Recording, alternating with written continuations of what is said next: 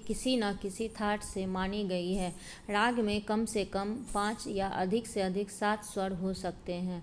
5 स्वर वाले राग की जाति औडव, 6 स्वर वाले राग की जाति षाडव और 7 स्वर वाले राग की जाति संपूर्ण मानी गई है। इन्हीं 3 जातियों के मिश्रण से 9 जातियाँ बनी हैं।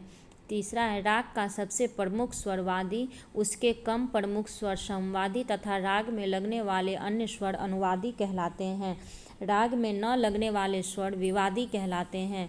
राग की रंजकता बढ़ाने के लिए कभी कभी विवादी स्वर का प्रयोग होता है, जैसे केदार और हमीर में के कोमल नी, बिहाग में तीव्र म आदि। प्रत्येक राग का थाट, वादी, समवादी, जाति, आरोह अवरोह, गायन समय, चलन तथा प्रयोग किए जाने वाले स्वर निश्चित होते हैं, जिनका पालन आवश्यक होता है।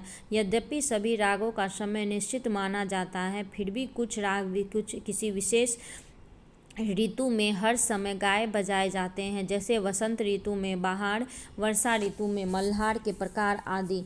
सप्तक के 2 भाग किए गए, सा रे ग म प और म प ध नि सा।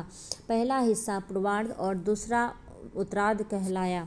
सप्तक के इस विभाजन में म प दोनों में रखा गया। इसी प्रकार दिन के भी 2 बराबर भाग किए गए, एक 12 बजे दिन से 12 बजे रात तक और दूसरा 12 बजे रात से 12 बजे दिन तक।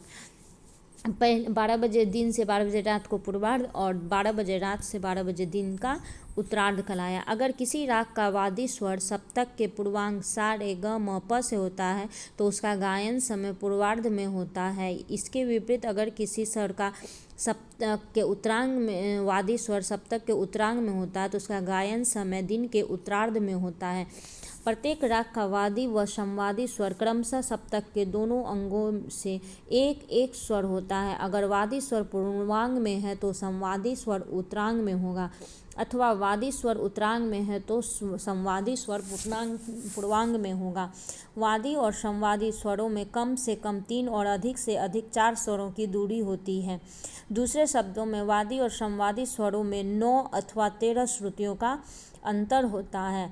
केवल वादी को समवादी और समवादी को वादी मानने से राग का समय, चलन और स्वरूप आदि बिल्कुल बदल जाता है, जैसे राग भूपाली देश का, राग पुरिया मारवा इत्यादि। किसी भी राग में शुद्ध अथवा कोमल नी को वादी और तीव्र में म को वादी अथवा समवादी नहीं माना गया है। राग में किसी भी स्वर के 2 रूपों शुद्ध विकृत का एक साथ प्रयोग वर्ज्य है। राग ललित में दोनों म का एक साथ प्रयोग अवश्य होता है, किंतु इसे नियम का अपवाद माना गया है।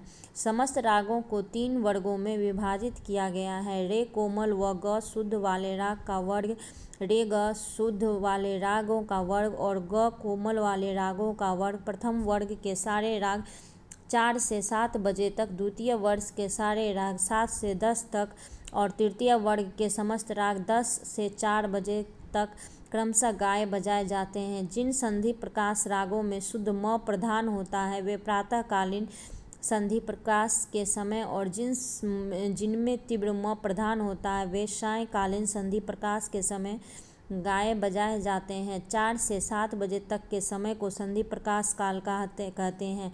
यह काल पूरे दिन में 2 बार आता है। जिन रागों में किसी स्वर के दोनों रूपों का प्रयोग किए जाते हैं तो शुद्ध रूप आरोह में और कोमल अवरोह में प्रयोग किया जाता है, जैसे राग खमाज, वृंदावनी, सारंग, देश आदि रागों के आरोह में शुद्ध और अवरोह में कोमल नी का प्रयोग किया जाता है। जो राग एक थाट से दूसरे थाट में प्रवेश करते हैं, जैसे जयजयवंती और मुल्तानी, वे प्रमेल प्रवेशक राग कहलाते हैं।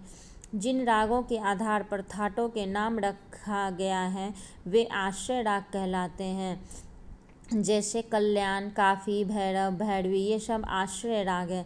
किसी भी राग में म और प एक साथ वर्ज्य नहीं होते हैं। अगर किसी में पंचम वर्ज्य है तो म अवश्य लगेगा, चाहे म शुद्ध हो या तीव्र। जैसे राग मारवा में म प वर्ज्य है और तीव्र म प्रयोग किया जाता है। गंभीर रागों की चलन मंद्र और मध्य सप्तक के पूर्वांग में तथा चंचल रागों का चलन मध्य सप्तक के उत्तरांग और तार सप्तक में अधिक होता है।